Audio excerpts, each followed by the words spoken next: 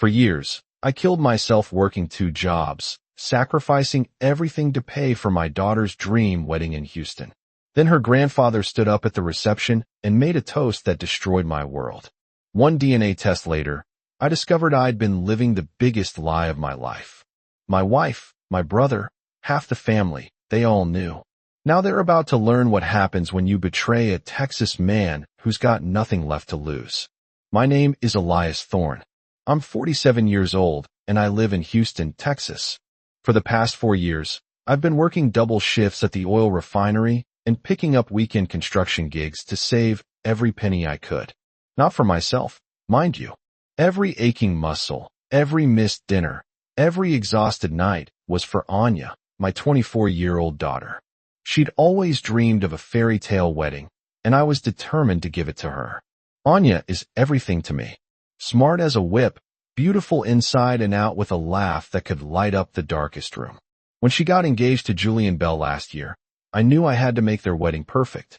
Julian's a good kid, works in tech, treats Anya right. They deserve the best or possible. The wedding planning consumed our lives for months. Helena, my wife of 26 years, threw herself into every detail with the enthusiasm of a military general. Flowers, decorations, catering, music. She handled it all while I handled the bills. And boy were there bills. The venue alone cost more than my truck. But seeing Anya's face when she walked through that historic mansion in River Oaks made every overtime hour worth it. Victor Sterling, Helena's stepfather, inserted himself into the planning process early on. At 67, he still carried himself like the successful businessman he'd once been. Victor had always been close to our family. Maybe too close if I'm being honest. He had opinions about everything, the guest list, the menu, even Anya's dress. But Helena always defended him, saying he just wanted to be involved because he'd missed out on so much with her own childhood. The night before the wedding, as I sat in my garage going over the final payments, I felt a sense of accomplishment I'd never experienced before. 4 years of sacrifice, 4 years of grinding, and tomorrow my little girl would have the wedding of her dreams. I'd done right by her. I'd been the father she deserved. If only I'd known that in less than 24 hours, everything I believed about my life, my family, and my identity would come apart at the seams. If only I'd known that Victor's toast at the reception would be the first domino in a chain reaction that would destroy everything I held sacred. But I didn't know. Nobody could have prepared me for what was coming. The wedding day itself was perfect, or so I thought at the time. Anya looked absolutely radiant, walking down the aisle in her grandmother's restored lace dress. The ceremony went off without a hitch, and the reception at the country club was everything we dreamed it would be. 300 guests, live band, open bar, the whole 9 yards. I felt like the king of the world watching my daughter dance with her new husband. The toast started after dinner, and they were going beautifully. Julian's best man had everyone in stitches with stories from their college days. Anya's maid of honor brought tears to half the room, talking about their friendship. Then Victor stood up, and something in the atmosphere shifted. "Ladies and gentlemen," Victor began, his voice carrying that confident tone he used in business meetings. "I've watched this beautiful young woman grow up, and I have to say seeing her today fills my heart with pride." I smiled and raised my glass, expecting the usual grandfather figure speech. But then he continued, "You know, people always say Anya has her father's determination and her mother's grace. But looking at her tonight, I see something special, something that runs deeper than what we usually call family traits. I see the qualities that truly matter, the ones that come from the bonds we choose to honor." The words felt strange, loaded. Somehow, I glanced at Helena, who had gone pale and was gripping her wine glass like her life depended on it. Victor raised his glass higher. "Anya, you embody the very best of what family really means.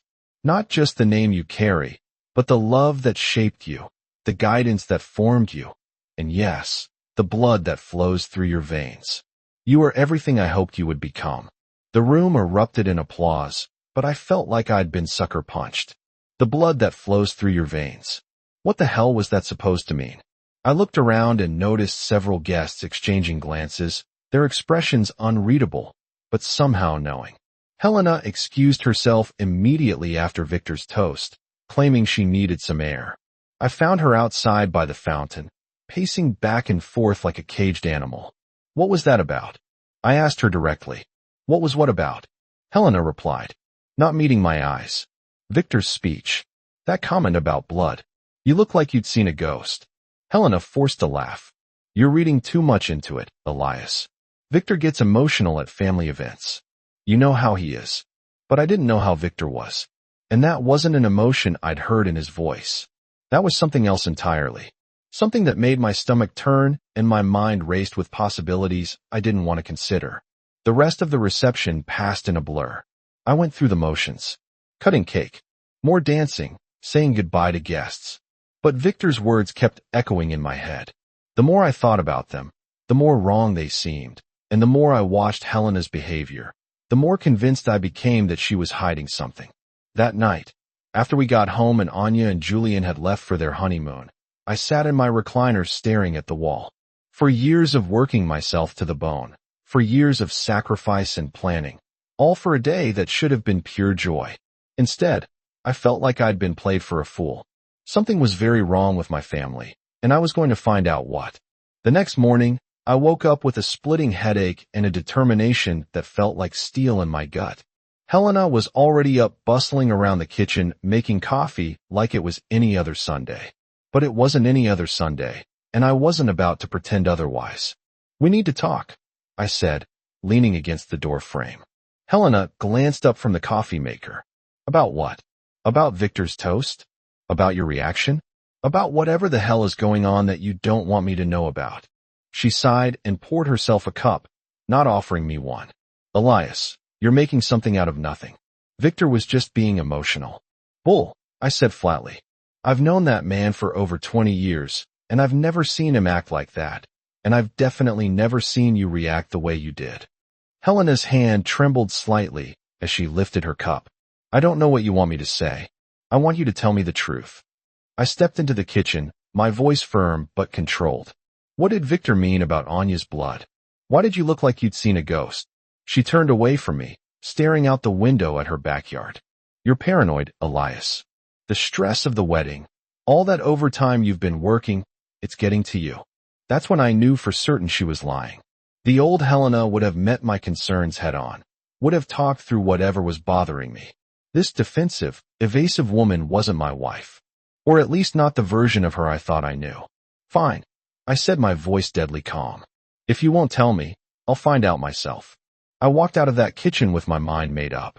I'd spent my entire adult life trusting people, taking their word at face value, believing that the people who claimed to love me wouldn't lie to my face. That ended now. I drove to the local library and spent 3 hours researching DNA paternity tests. The process was simpler than I'd expected. Just a cheek swab or hair sample, mail it in, wait for results. No court orders, no permission needed from anyone else. Just a father wanting to know the truth about his daughter. The hardest part was getting Anya's DNA without raising suspicion. She and Julian had left for their honeymoon in Hawaii, but her childhood bedroom was still exactly as she'd left it. I found what I needed in her old hairbrush still sitting on the dresser where she'd left it months ago.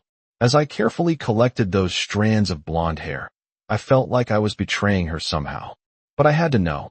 A man has a right to know if the child he's raised, loved, and sacrificed for is actually his own flesh and blood. I ordered the most expensive, fastest test available.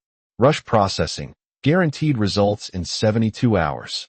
Money I'd normally hesitate to spend. But this wasn't normal circumstances. Walking out of that FedEx office with a package in their hands, I felt a strange mix of dread and relief. In 3 days, I'd have answers. In 3 days, I'd know whether my entire life had been built on a lie. 72 hours felt like 72 years. I went through the motions at work, nodding when my supervisor talked, operating machinery on autopilot, counting down every minute until I could check my email again. Helena kept trying to act normal, making dinner conversation about Anya's honeymoon photos and Julian's new job prospects. I played along, but inside, I felt like a man waiting for his execution. The email arrived at 2:47 p.m. on a Wednesday. I was in the refinery break room when my phone buzzed with the notification. My hands were actually shaking as I opened the message and clicked the link to view my results.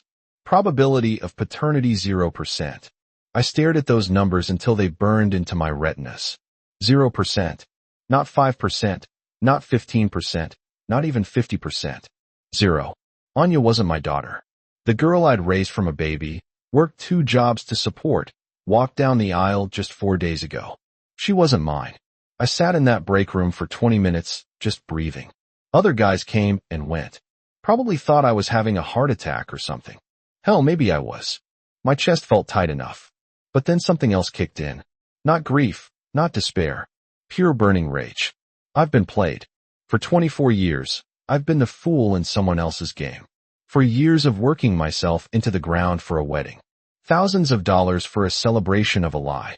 When I got home that evening, Helena was in the living room watching some cooking show. She looked up when I walked in, and I saw her face change when she registered my expression. "We need to talk," I said, holding out my phone with the test results displayed. The color drained from her face like someone had opened a valve. "What is that?" "DNA test results. Anya isn't my daughter." My voice was steady, controlled, but she could hear the steel underneath. "Want to explain that to me?" Helena's mouth opened and closed like a fish, gasping for air. "Elias, I can explain. 24 years. I interrupted, my voice rising. 24 years I've been raising another man's child. For years I've been killing myself to pay for her wedding. And you've known the whole time, haven't you?" Tears started streaming down her face, but I felt nothing. No sympathy, no urge to comfort her. Those days were over. "Who is it?" I demanded. "Who's her real father?" She couldn't meet my eyes. "It's not what you think. It's Victor, isn't it?" The pieces were falling into place with sickening clarity. That's why he's always been so involved. That's why he was so proud at the wedding. That's why you both looked like you wanted to disappear when he made that toast. Helena buried her face in her hands, sobbing. But she didn't deny it. I looked at this woman I'd shared a bed with for over 2 decades. This woman I'd trusted with my life, my heart, my future. She'd stolen everything from me, my youth, my money, my faith and family. She'd made me complicit in my own humiliation. "Pack your bags," I said quietly. "I want you out of my house tonight." For the first time in our marriage, I meant every word I said. Helena left that night with 1 suitcase and a lot of tears, but I wasn't in the mood for sympathy. I had bigger problems to solve, starting with getting the whole truth about Victor and how long this deception had been going on. But first, I needed to talk to someone I trusted, or thought I trusted. My brother Frederick had always been the one person I could count on for straight talk. 3 years older than me, he'd been my best man at my wedding and Anya's favorite uncle. If anyone knew family secrets, it would be him. So the next morning I drove over to his auto repair shop in Bolaire. "Elias," Frederick called out from under the hood of a Chevy Silverado. "What brings you by? You look like hell, brother." "We need to talk," I said, glancing around at his mechanics. Privately. Something in my tone must have warned him because his smile faded. He wiped his hands on a greasy rag and led me into a small office behind the service bay. "What's going on?" he asked, closing the door. I pulled out my phone and showed him the DNA test results. "Anya isn't mine. She's Victor's daughter." The reaction I expected was shock, outrage, maybe some brotherly support. What I got was Frederick looking down at his boots and saying nothing for a long, uncomfortable moment. "Frederick," I pressed. "Did you hear what I said?" "Yeah, I heard you." His voice was quiet, almost ashamed. That's when it hit me like a sledgehammer. "You knew. You knew, didn't you?" Frederick finally looked up, and I saw guilt written all over his face. "Elias, it wasn't my place to. How long?" I demanded, standing up from my chair. "How long have you known that I've been raising another man's child?" "Since before she was born," he admitted, his voice barely above a whisper. "I saw Helena and Victor together at a hotel in Galveston. This was about 9 months before Anya came along." The betrayal hit deeper than Helena's lies, deeper than Victor's arrogance. My own brother had watched me struggle for over 2 decades, had seen me work myself to the bone, had attended Anya's birthday parties and school events, all while knowing I was living a lie. You watched me kill myself working 2 jobs, I said, my voice deadly calm. You watched me sacrifice everything for that wedding. And you said nothing. I tried to tell you once, Frederick said desperately. Remember when Anya was about 10? I started to bring it up. But you were so happy, so proud of being her father. I couldn't destroy that. That wasn't your choice to make. I exploded, slamming my fist on his desk. I had a right to know. I had a right to decide what to do with my own life. Frederick flinched, but didn't back down. What would you have done, Elias? Really? Would you have divorced Helena and abandoned a 10-year-old girl who thought you were a daddy? The question hung in the air like smoke because he was right about one thing. I wouldn't have abandoned Anya, but I might have made different choices about everything else. I might not have worked myself into the ground. I might have demanded the truth from Victor. I might have had the chance to father my own biological children. Get out of my sight, I said quietly, and don't come around my house anymore. As far as I'm concerned, I don't have a brother. I walked out of that shop feeling more alone than I'd ever felt in my life. My wife had betrayed me. My daughter wasn't mine. And my own brother had been complicit in the deception. The only question left was how deep this conspiracy went and who else had been laughing at me behind my back. That evening, I drove to Victor's house in River Oaks, not caring that I probably looked like a man on the edge of a breakdown. Because I was on the edge and Victor Sterling was about to find out what happened when you pushed Elias Thorne too far. He answered the door in his typical attire, pressed khakis and a polo shirt, looking like he just stepped off a country club golf course. His expression shifted from surprise to weariness when he saw my face. Elias, he said carefully, this is unexpected. We need to talk, I said, pushing past him into his marble floor foyer. About Anya. About the truth you've been hiding for 24 years. Victor closed the door slowly, buying time. I'm not sure what you mean. I showed him the DNA results on my phone. 0% probability of paternity. Want to explain that? His face didn't change much, but I caught a flicker of something. Not surprise, not denial, but almost relief. Like a man who'd been carrying a heavy secret for too long. How did you find out? He asked. That's your response. Not denial. Not explanation, just how did you find out? I stepped closer to him, using every inch of my 6 feet 2 inches frame. You arrogant piece of garbage. How long did you think you could get away with this?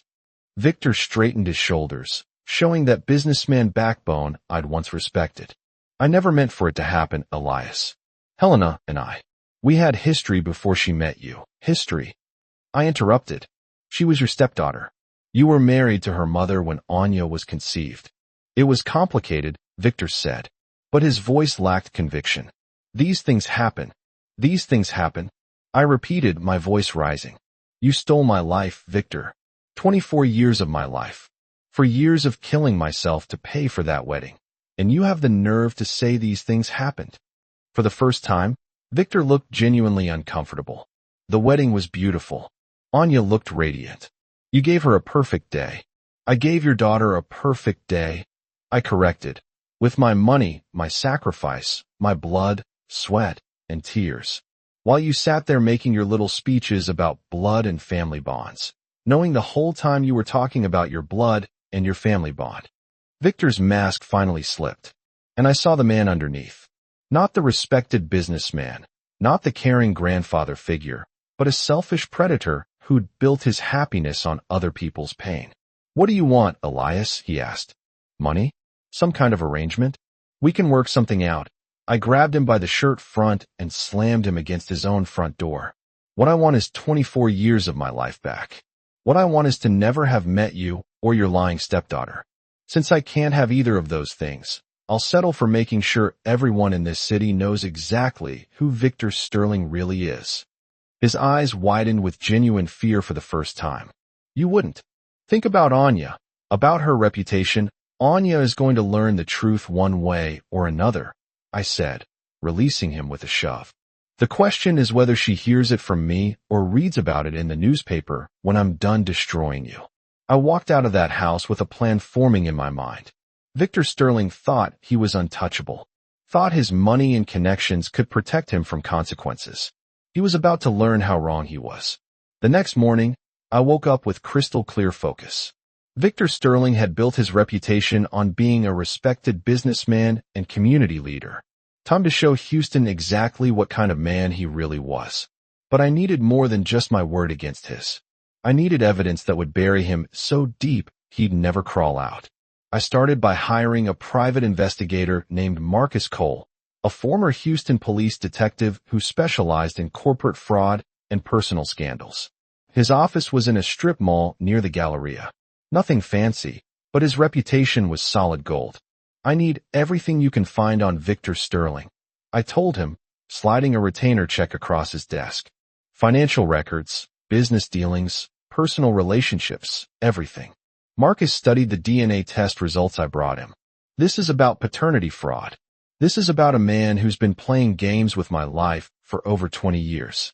I want to know every dirty secret he's got buried. Within 48 hours, Marcus had struck gold.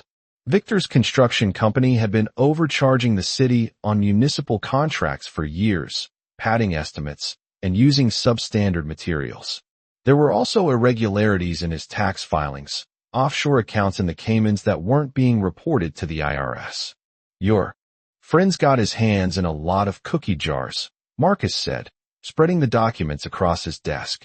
This is enough to get him investigated by the feds, but the real treasure was in Victor's personal life. Marcus had found hotel receipts, restaurant charges, even jewelry purchases that painted a clear picture of a man who'd been having affairs for decades. Not just with Helena, but with at least 3 other women, including his current secretary. He's got a pattern, Marcus explained. Targets vulnerable women, usually ones with financial problems. Promises to help them out in exchange for companionship. Perfect. I had Victor dead to rights on tax evasion, municipal fraud, and a history of predatory behavior. Time to let Houston's business community know what kind of man they've been dealing with. I started by anonymously sending the financial documents to 3 different reporters at the Houston Chronicle. Then I mailed copies to the city attorney's office and the Harris County district attorney. By the end of the week, Victor Sterling would be radioactive. But I wasn't done yet. The man had stolen 24 years of my life. I was going to make sure he paid for every single day. The first domino fell on a Tuesday morning. I was at the refinery when my phone started buzzing with news alerts. Houston businessman under investigation for municipal fraud, read the headline from Channel 2. By noon, every major news outlet in the city was running the story. I took my lunch break early and drove to Victor's office building downtown. The parking lot was swarming with news vans and reporters. I parked across the street and watched the show with grim satisfaction. Victor emerged from the building around 2 p.m. flanked by what looked like expensive lawyers. Even from a distance, I could see the strain on his face. This was a man who'd never been held accountable for anything in his privileged life. The reality was hitting him like a freight train. My phone rang. It was Anya calling from Hawaii. "Dad," she said, her voice shaky. "I'm seeing things on the news about Grandpa Victor." "What's going on?" This was the conversation I'd been dreading. "Sweetheart, there are some things we need to discuss when you get back. Some family matters that are going to be hard to hear." "Is this about you and Mom?" Someone posted on Facebook that she's staying at Aunt Linda's house. I closed my eyes. Small towns and big cities. Gossip traveled at the speed of light in both. "Anya, I need you to enjoy the rest of your honeymoon. When you get back, we'll sit down and talk about everything." "Okay." "Dad, you're scaring me." "I know, baby, but right now, just focus on being happy with Julian. We'll sort everything out when you're home." That evening, I got a call from Marcus Cole. "Your boy Victor's trying to liquidate assets. Transferred $250,000 to an account in the Caymans yesterday. Looks like he's getting ready to run. Can you track where he's going?" "Working on it. But Elias, you should know he's hired some serious legal muscle. This isn't going to be just a news story anymore. They're going to come after you for harassment. Maybe defamation." "Let them come," I said. "I've got nothing to hide." That night, I sat in my empty house looking at wedding photos from just a week ago. Anya looked so happy, so radiant, so blissfully unaware that her entire family was built on lies. In a few days, she'd know the truth about Victor, about Helena, about her own parentage. Part of me wondered if I was doing the right thing, destroying her illusions along with Victor's reputation. But then I remembered 24 years of being played for a fool, for years of killing myself to pay for a lie, and my resolve hardened. Victor Sterling had made his choices. Now he was going to live with the consequences. Anya and Julian returned from their honeymoon on a Thursday, and I could tell from her phone calls that the news about Victor had reached them even in Hawaii. She wanted answers, and she deserved them. I arranged to meet them in my house that evening along with someone else who needed to hear the truth. I tracked down Victor's mother, Eleanor Sterling, an 89-year-old woman living in a senior community in Kingwood. When I called her that morning and explained what her son had done, her response surprised me. "I've been waiting for this day for 20 years, Eleanor said, her voice sharp despite her age. "Victor's always been selfish. But what he did to you and that girl was unforgivable." Now she sat in my living room in her wheelchair, flanked by Anya and Julian on the couch. I prepared myself for this moment. But seeing Anya's confused, frightened expression still twisted my gut. "Dad, what's going on?" Anya asked. "The news about Victor. Mom's staying at Aunt Linda's. You looking like you haven't slept in weeks." I took a deep breath and handed her the DNA test results. "Anya, there's something you need to know about your parentage. I'm not your biological father." The words hit her like a physical blow. She stared at the paper, her hands trembling. "What do you mean? This can't be right." "Victor Sterling is your real father," I said gently. "He and your mother had an affair 24 years ago, and I've been raising you thinking you were mine." Julian put his arm around Anya as tears started streaming down her face. "That's impossible. Victor is my grandfather. He's Mom's stepfather, which makes it even worse." Eleanor Sterling spoke up, her voice cutting through the room like a blade. "My son seduced his own stepdaughter and then let another man raise his child. I'm ashamed to call him family." Anya looked between us, her world crumbling in real time. "You've known about this? All of you?" "I just found out a week ago," I said, "right after your wedding." Victor's toast made me suspicious. "So, I got the DNA test done." "The wedding?" Anya whispered. 4 years you worked to pay for my wedding, and I'm not even your daughter." I knelt in front of her, taking her hands in mine. "Listen to me carefully, Anya. Biology doesn't determine who your father is. Love does, sacrifice does. Being there for every scraped knee, every school play, every milestone in your life. That's what makes me your dad. Victor contributed DNA. I contributed everything else." She threw her arms around me, sobbing into my shoulder. "I'm so sorry, Dad. I'm so sorry you had to find out this way." "You have nothing to be sorry for," I said firmly. "This is on Victor and your mother, not you." Eleanor wheeled closer to us. "Anya, honey, I want you to know that Victor's crimes go far deeper than just lying about paternity. He's been stealing from the city, cheating on his taxes, manipulating women for years. You're better off without him in your life." "Where is he now?" Julian asked. "Federal marshals arrested him this morning," I said. "Tax evasion, wire fraud, conspiracy. He's looking at 10 to 15 years in federal prison." Anya pulled back to look at me. "What about us? What about our family?" "You're my daughter," I said without hesitation. "Julian's my son-in-law. That doesn't change. The only thing that changes is that we don't have to pretend Victor and your mother are part of our family anymore." 8 months later, I stood in my backyard watching Anya and Julian plant a vegetable garden where Helena's flower beds used to be. It was a crisp April morning, the kind that promises better days ahead. The divorce had been finalized in February. Helena kept her car and enough money to start over somewhere else. I heard she'd moved to Austin to live with her sister. I kept the house, my retirement accounts, and most importantly, my dignity. Victor was serving his sentence at a federal facility in Beaumont. His reputation destroyed, his assets seized by the government. Anya handled the revelation about her parentage better than I'd expected. After the initial shock wore off, she seemed almost relieved to understand why certain family dynamics had never felt quite right. She cut contact with Helena entirely, but maintained a relationship with me that felt stronger than ever. "Dad," she called from the garden. "Where? Do you want the tomatoes?" "Wherever you think they'll get the most sun," I replied, marveling at how normal that felt. The word dad had taken on new meaning, not because of shared genetics, but because of shared choice. Frederick had tried to reach out several times, but I wasn't ready for that conversation. Maybe someday we'd repair our relationship, but trust, once broken, takes time to rebuild. For now, I was focusing on the family that had chosen to stand by me. Eleanor Sterling had become an unexpected ally and friend. At 89, she was sharper than most people half her age, and her contempt for her son's actions had created an unlikely bond between us. She'd started spending Sunday dinners with us, regaling Anya with stories about the Sterling family history that didn't include Victor's crimes. The investigator, Marcus Cole, had become something of a legend in Houston legal circles. The Victor Sterling case had led to a broader investigation of municipal corruption that netted 3 city council members and 2 construction company executives.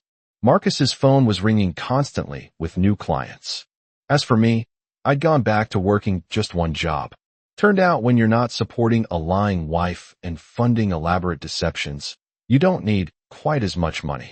I'd started taking evening classes at Houston Community College, something I'd always wanted to do, but never had time for. The oil refinery felt different now. Not like a prison sentence, but like honest work that paid for an honest life. You know what I've been thinking? Anya said, walking over with dirt on her hands and a smile on her face. What's that, sweetheart? I want to change my last name legally. From Sterling back to Thorne. Victor Sterling doesn't deserve to have his name attached to me anymore. I felt something in my chest that might have been pride or relief, or maybe just love. You sure about that?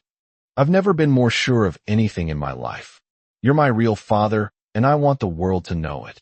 Looking at her standing there in the sunlight, covered in garden soil and radiating determination, I realized something important.